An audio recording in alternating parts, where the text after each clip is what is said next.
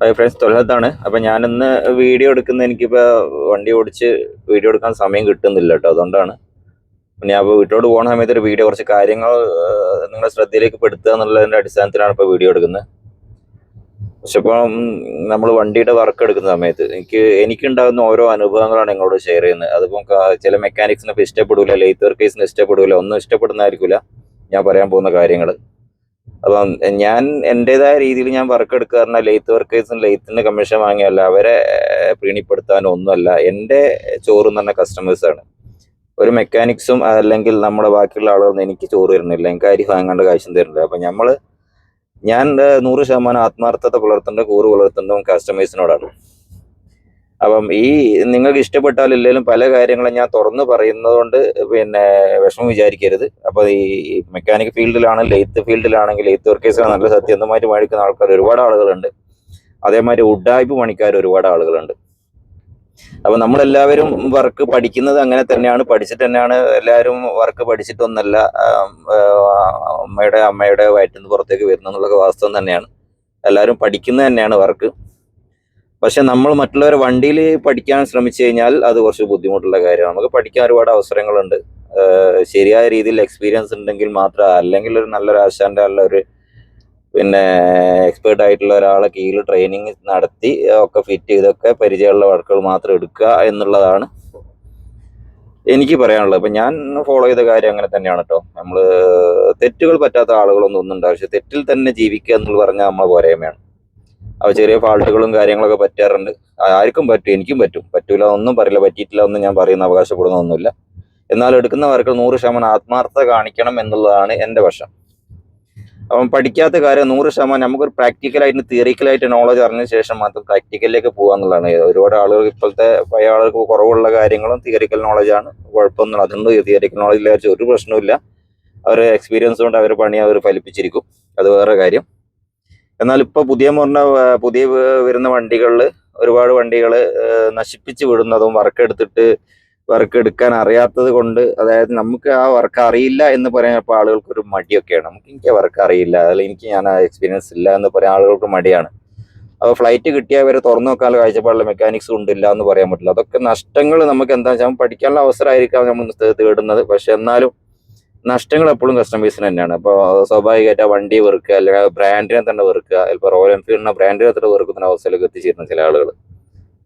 അപ്പോൾ എനിക്ക് റീസെൻ്റ് ആയിട്ട് കിട്ടിയിട്ടുള്ള ഒരുപാട് വർക്കുകളും അത് ശരിവെക്കുന്നതാണ്.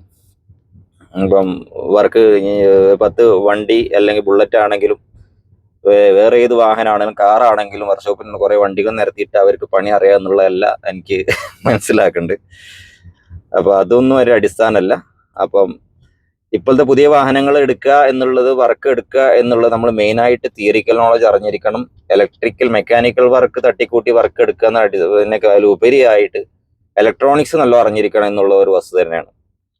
അപ്പോൾ OBD സ്കാനറൊന്നും ഇല്ലാത്ത ആളുകൾക്കൊന്നും ഇപ്പോഴത്തെ വണ്ടികളൊന്നും തൊടാൻ തന്നെ പറ്റില്ല. തൊട്ട് കഴിഞ്ഞാൽ 16ന്റെ പണി കിട്ടും, 8 16ന്റെ പണി കിട്ടും. പണി ചിലപ്പോൾ നമുക്കായിരിക്കും, 8 കസ്റ്റമറിനായിരിക്കും.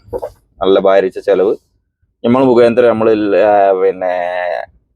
മറ്റുള്ളവർക്ക് ഉണ്ടാവാതിരിക്കാൻ പരമാവധി ശ്രമിക്കാമെന്ന് എനിക്ക് പറയാനുള്ളൂ. അപ്പം എനിക്കിപ്പോൾ ഞാൻ എന്നുള്ള ലെയ്ത്തിൽ ഞാൻ സാധാരണ ഇതിൽ ക്രാങ്കൊക്കെ സെറ്റ് ചെയ്യാൻ വേണ്ടിയിട്ട് കൊടുത്ത് സ്പോട്ടിൽ തന്നെ ക്രാങ്ക് സെറ്റ് ചെയ്ത് പിന്നും ബെയറിങ് ഒറിജിനായിട്ട് സെറ്റ് ചെയ്ത് വരാറാണ് പതിവ്. പക്ഷെ എനിക്ക് സമയം കിട്ടാതെ അവിടെ കൊടുത്തു വന്നു. അപ്പോൾ കൊടുത്തു വന്ന് പുള്ളിക്കാരൻ എന്നോട് വിളിച്ച് പറയുകയാണ്, അതിൻ്റെ കണക്ടറോട് പിന്നും ബെയറിങ് കുറച്ച് ലൂസാണ്, ഒറിജിനലാണ് കൊടുത്തു വന്നേക്കുന്നത്, കുറച്ച് ലൂസാണ്, അതുകൊണ്ട് നമുക്ക് ഓവർസൈസ് കിട്ടില്ല. ഞാൻ പറഞ്ഞ് കണക്ടറോടിന് കംപ്ലൈൻറ്റ് ഇട്ടോ ഇല്ല എന്ന് പറഞ്ഞു. പിന്നും ബെയറിങ് ഞങ്ങൾ ഒറിജിനലാണ് അങ്ങ് തന്നു വെച്ച്. ഓക്കെ, അത് ഇട്ടാൽ മതി എന്ന് പറഞ്ഞു. ഞാൻ അങ്ങനെ കണിശമായിട്ട് പറഞ്ഞു കേട്ടോ, എനിക്ക് ആ സാധനം മതി, അത് കറക്റ്റ് പ്രോപ്പറിൽ ഞാൻ പറഞ്ഞ പ്ലേയിൽ ഇട്ടാൽ മതി. അതിൻ്റെ നമ്മൾ ചില ആളുകൾ പറയുന്നത് കണക്ടറോട് ബെയറിങ് അടിച്ചിട്ട് കണക്ടറോഡിൻ്റെ ക്രാങ്ക് പിടിച്ച് ഇങ്ങനെ അടിച്ചു നോക്കുമ്പോൾ സൗണ്ട് ഉണ്ടാവരുത് എന്നുള്ളതാണ് നമ്മളൊക്കെ പഠിച്ചു വെച്ചേക്കുന്നത്. അപ്പോൾ ഹെവി വാഹനങ്ങൾക്ക് ചെറിയ ശബ്ദം വേണം, അതൊരു ക്ലിയറൻസ് വേണം എന്നുള്ളതാണ് ആദ്യം മനസ്സിലാക്കണം. അറിയാത്തവർക്ക് പറഞ്ഞു തരികയാണ്. ആ ഒറിജിനൽ പിന്നും ബെയറിങ് കൊണ്ട് ചെറിയൊരു ശബ്ദം നിങ്ങൾക്ക് ഉണ്ട് എങ്കിൽ ഒരിക്കലും നിങ്ങൾ പ്രശ്നമാക്കണ്ട, അതൊരു പ്രശ്നമേ അല്ല. ആ ഒരു വണ്ടി സ്റ്റാർട്ടായി ചെറിയ രീതിയിൽ ഹീറ്റായി വരുമ്പോൾ അതങ്ങ് സെറ്റ് ആവും, അതാണ് എൻ്റെ കണക്ക്. പിന്നെ സൗണ്ട് ഉണ്ടാവില്ല. 500cc വണ്ടികൾക്ക് അറിയാം, കോൾഡ് സ്റ്റാർട്ടിങ്ങിൽ വണ്ടി ചെറിയ ക്രാങ്കിന്റെ സൗണ്ട് തോന്നും, ചിലത് ഓടി സെറ്റ് ആയി കഴിഞ്ഞാൽ ഓക്കെ ആയിരിക്കും. അതൊന്നും എഞ്ചിൻ അയക്കേണ്ട കാര്യമില്ല. അപ്പൊ നിർബന്ധമായിട്ട് അതൊരു വിഷയം. അത് ഒറിജിനൽ പിന്നും ബെയറിങ്ങും അൾട്രോഡും കൊടുത്ത് നമുക്ക് സെറ്റ് ചെയ്യാൻ തന്നെ ശരിക്കും ലെയ്ത്ത് വർക്കേഴ്സിന് മടിയാണ്. അവർ പഠിച്ചു വെച്ചേക്കുന്നത് എന്താണെന്ന് വെച്ചാൽ ഇത് കംപ്ലീറ്റ് നല്ല ടൈറ്റ് ആയി ബെയറിംഗ് ആണ് ഫുൾ ടൈറ്റിൽ യാതൊരു പ്ലേ അല്ലാത്ത രീതിയിൽ ടൈറ്റ് ആയി കറങ്ങണം എന്നുള്ളതാണ്. അപ്പൊ ഇങ്ങനെ കറങ്ങുന്ന സമയത്ത് ഹീറ്റിന് എക്സ്പാൻഷൻ ഗ്യാപ്പ് ഇടാത്ത സമയത്ത് എന്താ ഓവർ ഹീറ്റ് ആവും, വണ്ടി നിൽക്കും. അത്ര സംഭവിക്കുക, സാധനം പെട്ടെന്ന് അടിച്ചങ്ങ് പോകും. യാതൊരു സംശയമില്ല എടുത്ത് പണിയെടുത്ത. അപ്പൊ ഞാൻ അവരെന്നോട് പറഞ്ഞു ഞങ്ങൾ ഒരുപാട് സ്ഥിരമായിട്ട് ചെയ്യണ്ട, നിങ്ങളിപ്പോൾ ആർക്കും എന്തോ ചെയ്തു കൊടുത്തോളൂ, എനിക്കത് വേണ്ട എന്ന് പറഞ്ഞു. എല്ലാവരും അങ്ങനെ ചെയ്യുന്നത്, എല്ലാവരും ചെയ്യുന്ന പണിയിലല്ല നമ്മൾ എടുക്കേണ്ടത്. എല്ലാവരും ചെയ്യുന്നത് പണി ശരിയായിക്കൊള്ളണമെന്നില്ല, അതാദ്യം മനസ്സിലായി. എല്ലാവരും ചെയ്യുന്നതാണ് ശരി എന്നുള്ളതല്ല. നമ്മളതിന്റെ ശരിയായ വശം കണ്ടെത്തി അതിന്റെ ക്ലിയറൻസ് മനസ്സിലായി കഴിഞ്ഞാൽ ഇതിൽ വർക്ക് എടുക്കുക. രണ്ടാമത് വന്ന വർക്ക് എന്ന് പറഞ്ഞാൽ ഒരു BS6 വണ്ടിയാണ്. BS6 വണ്ടി ഷോറൂമിൽ കൊടുത്തു, വാൽവ് ഗൈഡൊക്കെ അടിച്ചു, ഒക്കെ വർക്കൊക്കെ കഴിഞ്ഞ് നമ്മുടെ അടുത്തേക്ക് വരുന്നത്. അപ്പൊ മിക്കവാറും വണ്ടികൾ നമ്മുടെ അടുത്തേക്ക് വരുന്ന വലിയൊരു പൈസ ചിലവാക്കി നമ്മുടെ അടുത്തേക്ക് വരുന്നത്. അപ്പൊ അവർ പറഞ്ഞ ആ ഭാഗം ക്ലിയർ ആണ്. അപ്പൊ ആ ഭാഗം ക്ലിയർ ആണോ എന്ന് ബാക്കിയുള്ള ഭാഗം ക്ലിയർ ആക്കി ആ ഭാഗം അയച്ചു നോക്കുമ്പോൾ എന്താ സമയം ലോക്കൽ ബെയറിങ്, വാൽവിന്റെ ലോക്ക് വരെ ലോക്കൽ തള്ളി കിടക്കുകയാണ് ചെയ്യുന്നത്. അപ്പൊ ലോക്കൽ വാൽവ് ഇട്ട് വാൽവിന്റെ പിന്നെ ലോക്ക് വരെ ലോക്കൽ ഇട്ടിട്ട് സെറ്റ് ചെയ്ത് കൊടുത്തേക്കുന്നു. ഫലത്തിൽ എന്താ സംഭവിച്ചത്? അവന്മാർക്ക് ഷോറൂമാർ 10-15 റുപ്യ അങ്ങ് വാങ്ങിച്ച് കൈ വെച്ചു. ഷോറൂമാരെ കുറ്റം പറയാൻ പറ്റുമോ? കാരണം അവർക്ക് എക്സ്പീരിയൻസ് ഉണ്ടാവില്ല എന്നുള്ള ആദ്യം ഷോറൂമാരെ ഒരു മെക്കാനിക്സിനെ കുറ്റപ്പെടുത്തുന്നില്ല. അപ്പൊ തിയറിക്കൽ നോളജും ട്രെയിനിങ്ങും എല്ലാ കാര്യം നമുക്ക് കിട്ടിയിട്ടുണ്ട്. പക്ഷേ വർക്കെടുത്ത് എക്സ്പീരിയൻസിലുള്ള ആളുകൾക്ക് ഇവിടത്തേക്ക് വർക്കെടുത്ത് ഫലിപ്പിക്കാൻ കഴിയുള്ളൂ എന്ന് പറയാൻ മെയിൻ കാരണം ആ ഒരു എക്സ്പീരിയൻസ്. രണ്ടാമത്തെ വേറൊരു രണ്ട് വണ്ടിയാണ് ഈ വിഷയത്തിൽ എൻ്റെ അടുത്തേക്ക് വന്നത്. ഈ രണ്ട് വണ്ടികളും വാൽവ് അയച്ചു, വാൽവ് ഒറിജിനൽ ഇട്ടു, കാൽവ് ക്ലിയർ ആക്കി, ആ ഭാഗം ക്ലിയർ ആയി. കാരണം ആദ്യം എടുത്ത പണി വെറുതെ. കാരണം ഷോറൂമുകാർക്ക് അവർ ലെയ്ത്ത് വർക്കേഴ്സിനെ ഏൽപ്പിക്കുകയാണ്.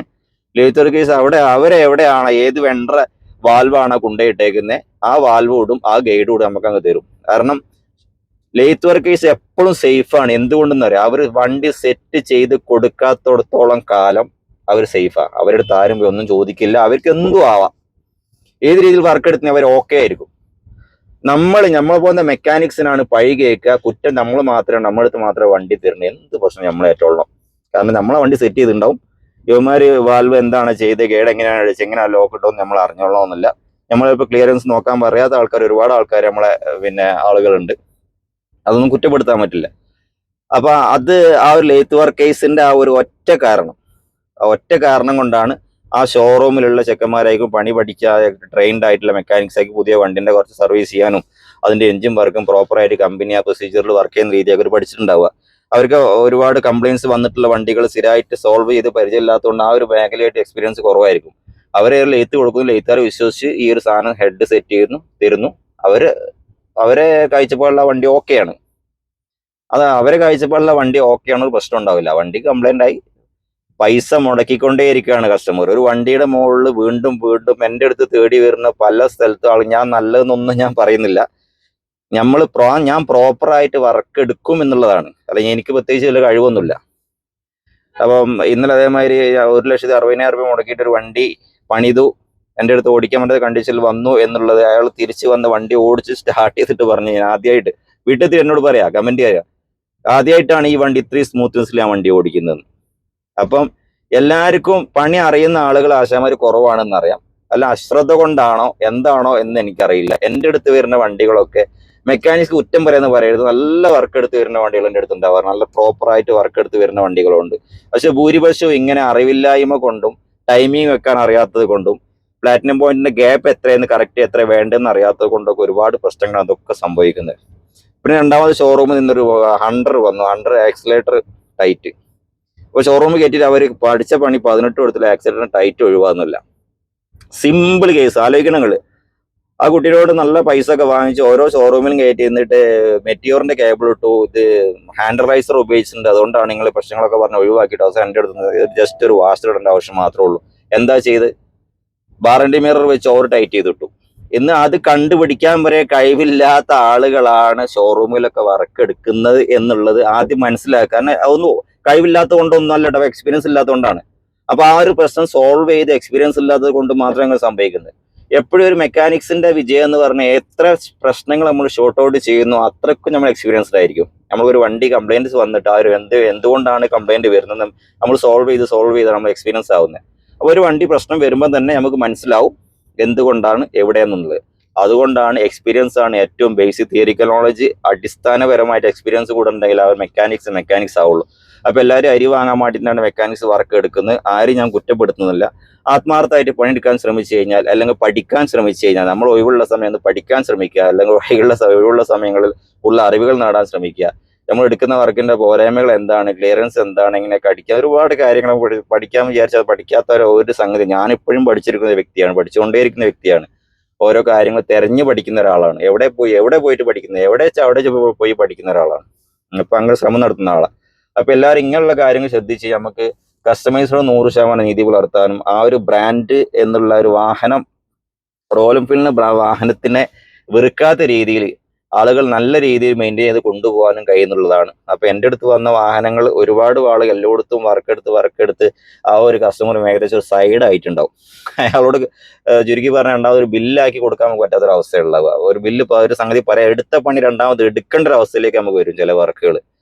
അതുകൊണ്ട് എനിക്ക് പറയാം, നമുക്ക് അറിയുന്ന പണികൾ മാത്രം എടുത്തിട്ട് അതിൽ ഒരു വണ്ടിയാണ്, ആ വണ്ടി എടുത്തിട്ട് അത് പിന്നെ എക്സ്പേർട്ട് ആയിട്ട് നല്ല രീതിയിൽ പിന്നെ പൈസ ഉണ്ടാക്കാൻ ശ്രമിക്കുക. അറിയാത്ത പണികൾ അറിഞ്ഞതിന് ശേഷം, അല്ല അറിയാവുന്ന ആളുകൾ ചോദിച്ചറിഞ്ഞതിന് ശേഷം, അതിന്റെ ക്ലാരിറ്റി ഒക്കെ എടുത്തതിന് ശേഷം മാത്രം നമ്മൾ ചെയ്യാന്നുള്ളതാണ് എനിക്ക് പറയാനുള്ളത്. പിന്നെ മെക്കാനിക് സുഹൃത്തുക്കൾ, എനിക്ക് മെയിൻ പറയാനുള്ള ഒരു വസ്തുത ഞാൻ പറഞ്ഞുതരാം. ലെയ്ത്ത് വർക്കേഴ്സിനോടുള്ള കമ്മീഷൻ 100, 700, 500 കിട്ടണം, അതങ്ങ് ഒഴിവാക്കിയിട്ട് നിങ്ങൾ കസ്റ്റമറോട് 500 രൂപ കൂലി അധികം വാങ്ങിച്ചോളി. ഞാൻ ആരും ഉപദേശിക്കാൻ ഒന്നും വിചാരിക്കും, ആരും പണിയെടുപ്പിക്കാൻ ഞാൻ ആളല്ല. അത് ആദ്യം, ഞാൻ ആരും പണി പഠിപ്പിക്കാൻ ആളല്ല. എൻ്റെ ഒരു എക്സ്പീരിയൻസ് ആണ് പറയുന്നത്. ലെയ്ത്ത് വർക്കേഴ്സിന് കിട്ടുന്ന ഒരു കമ്മീഷൻ അങ്ങ് ഒഴിവാക്കുക, വേണ്ട. അതിൽ നിന്ന് ഒറിജിനൽ ആയിട്ട് നമ്മൾ സാധനം വാൽവ് നമ്മൾ വാങ്ങിച്ചു കൊടുക്കുക. വാൽവിന്റെ സ്പ്രിംഗ് ആണ്, ഗൈഡ് ആണ്, ലോക്ക് ആണ്, നമ്മൾ വാങ്ങിച്ചു കൊടുക്കുക. കഴിയുന്നതും ലെയ്ത്ത് വർക്ക് പോകുമ്പോൾ വാൽവ് ഗൈഡ് അടിക്കുന്ന സമയത്ത് കംപ്ലീറ്റ് ലോഡ് ചെയ്ത് അവിടുന്ന് വാങ്ങിക്കാതിരിക്കുക. വാൽവ് സീറ്റ് ചെയ്യുക, അതിന് പ്ലേ കറക്റ്റ് ആണ് നമ്മളൊന്ന് ചെക്ക് ചെയ്യുക. എന്നിട്ട് വേണ്ട സ്പ്രിങ് ചെയ്ത് ലോഡ് ചെയ്ത് നമ്മളെ വർഷവും നമ്മൾ ലോഡ് ചെയ്ത് സെറ്റ് ചെയ്യുക. അപ്പോൾ ആ ഒരു ഭാഗം നമുക്ക് എന്തെങ്കിലും പ്രശ്നം ഉണ്ടോ നമുക്ക് അറിയാൻ പറ്റും. ഇത് അവർ ലോഡ് ചെയ്ത് തന്നു കഴിഞ്ഞാൽ നമുക്ക് ഒന്നും ചെയ്യാൻ പറ്റില്ല. നമ്മളന്ന് വണ്ടി അങ്ങ് വിശ്വാല് വെച്ച് ഞങ്ങൾ സെറ്റ് ചെയ്യും, പണി കിട്ടും. പിന്നെ പിസ്റ്റം ബോർ ചെയ്യുന്ന അവസ്ഥയൊക്കെ ഒരുപാട് ആളുകൾ, എല്ലാ ആളുകളും 100 കണക്കിന് ആളുകൾ പിസ്റ്റം ബോർ ചെയ്യുന്നുണ്ട്, ഇല്ല എന്ന് പറയുന്നില്ല. അപ്പൊ അവർ ഞങ്ങളെല്ലാവരും കൊടുക്കുന്നുണ്ടല്ലോ, നമ്മളെല്ലാവർക്കും ചെയ്തു കൊടുക്കുന്നുണ്ടല്ലോ. അപ്പൊ ആ ഒരു സാധ്യത എന്ന് പറഞ്ഞാൽ സാധനം ഫെയിൽ ആവുന്നുള്ള കാര്യത്തിൽ സാധ്യത ഉള്ള ഒരു വിഷയത്തെ നമ്മൾ പരീക്ഷണത്തിൽ നിൽക്കേണ്ട ആവശ്യമില്ലല്ലോ. അപ്പൊ 100-ൽ 1 സംഭവിക്കുന്നത്, 100-ൽ 2 സംഭവിക്കുന്നത്, 100-ൽ 10 സംഭവിക്കുന്നത്, 100-ൽ 10 സംഭവിക്കുന്നത് നമ്മൾ പണിത വണ്ടിയായി സംഭവിക്കുന്നത്. അല്ല നമ്മൾ വിശ്വസിക്കുന്ന ഏതൊരു മെക്കാനിക്സ്, ഏതൊരു കസ്റ്റമേഴ്സാണ് സംഭവിക്കുന്നത്. അപ്പൊ കംപ്ലൈന്റ് ആവും. ആഫ്റ്റർ മാർക്കറ്റ് പ്രൊഡക്റ്റ് ഇട്ട് എന്താ ലാസ്റ്റ് ഇല്ല നമുക്ക് ഉറപ്പാണല്ലോ, അല്ലെ യാതൊരു സംശയവും നമ്മൾ ലാസ്റ്റ് ഇല്ല എന്നുള്ളത്. അപ്പൊ എന്ത് ചെയ്യുക, ആ ഒരു കാര്യം ഒഴിവാക്കുക. പിന്നെ റോയൽ എൻഫീൽഡിന്റെ പിന്നെ ബെയറിങ് ഒരിക്കലും ലെയ്ത്തിൽ വർക്കേഴ്സിന് കൊടുക്കുന്ന ആ ഒരു പിന്നും ബെയറിങ്, അരോമന്റെ പിന്നും ബെയറിങ് ഇൻസ്റ്റാൾ ചെയ്യാതിരിക്കുക. ഒറിജിനൽ പിന്നും ബെയറിങ് മാത്രം ഇൻസ്റ്റാൾ ചെയ്യുക. എന്നിട്ട് അടിച്ച് നോക്കണമെങ്കിൽ ചെറിയൊരു സൗണ്ട് ഉണ്ട്, ആ സൗണ്ട് നിങ്ങൾ അവോയ്ഡ് ചെയ്യുക. ഒരു പ്രശ്നവും പറ്റില്ല, വണ്ടി ഓടിക്കുള്ള ശബ്ദം ഒന്നും ഉണ്ടാവില്ല, പെർഫെക്റ്റ് വർക്കിംഗ് ആയിരിക്കും വണ്ടി. അപ്പൊ ഈ ഒരു കാര്യമെല്ലാം ശ്രദ്ധിക്കുക. എൻ്റെ പിന്നെ ഞാൻ ആർക്കെങ്കിലും കുറ്റപ്പെടുത്തലായി തോന്നി എന്നോട് ക്ഷമിക്കണം, ഞാൻ ആരും കുറ്റപ്പെടുത്തി ഒന്നല്ല. എനിക്കിങ്ങനെ നമ്മളെ ഒരുപാട് എക്സ്പീരിയൻസിൽ പണിക്കാർ, റോയൽ എൻഫീൽഡ് പണിക്കുന്ന ഒരുപാട് എക്സ്പീരിയൻസ് പണിക്കാരുണ്ട്. ഇല്ല ഒന്നും, ഒരുപാട് നല്ല നല്ല വർക്കേഴ്സ് ഉണ്ട്, എക്സ്പീരിയൻസ് ഉള്ള നല്ല അറിഞ്ഞ് പണിക്കുന്ന ആൾക്കാരുണ്ട്. അറിയാതെ പണിക്കുന്ന ആളുകളുടെ തെറ്റുകളിൽ നിന്നും ഇനി എങ്കിലും നമ്മളൊന്ന് ശ്രദ്ധിക്കാൻ നോക്കുക. ആളുകളെ എന്താ പറയാ, ആ ഒരു പ്രായിട്ട് ഒരു വണ്ടി നമ്മളെടുത്ത് പണിയെടുത്ത് പോയിട്ട് കുറച്ച് പൈസ വാങ്ങിച്ചിട്ട് അവിടെ പോയിട്ട് ആളൊന്ന് പ്രായി കഴിഞ്ഞാൽ പൈസനോടല്ല നമുക്ക് ആ പണി തന്നെ പൊരുത്തം മുടിക്കില്ല. എങ്ങനെയാണ് എൻ്റെ ഒരു വിശ്വാസം, അതാണ്. അപ്പൊ ഞാൻ ആരും കുറ്റപ്പെടുത്തുന്നു തോന്നരുത്, എൻ്റെ ഒരു എക്സ്പീരിയൻസ് ആണ് ഷെയർ ചെയ്യുന്നത്. ഞാൻ ആരും മെക്കാനിക്സിനെ വർക്ക് പഠിപ്പിക്കാൻ ഞാൻ ആളല്ല, ശ്രമിക്കുന്നുമില്ല. അതിന് എൻ്റെ ഭാഗത്തുനിന്ന് ഒരു വീഡിയോ ഞാൻ ചെയ്യാൻ ഉദ്ദേശിക്കുന്നില്ല. ഞാൻ എപ്പോഴും കസ്റ്റമൈസിന്, നമ്മളെ സാധാരണക്കാരെ കസ്റ്റമൈസിന് വഴി കുടുങ്ങിയാലോ അവരെന്ത് ചെയ്യണം, അവരെന്ത് ശ്രദ്ധിക്കണം, അവർക്ക് എന്ത് ഗൈഡൻസ് ആണ് എൻ്റെ എക്സ്പീരിയൻസ് കൊടുക്കാൻ പറ്റുക, ആ ഒരു കാര്യങ്ങൾ മാത്രമേ വീഡിയോ ഉൾക്കൊള്ളിക്കാൻ ശ്രമിക്കുന്നത്. അടുത്ത വീഡിയോ മുഴുവൻ കാണാം. Thanks for watching.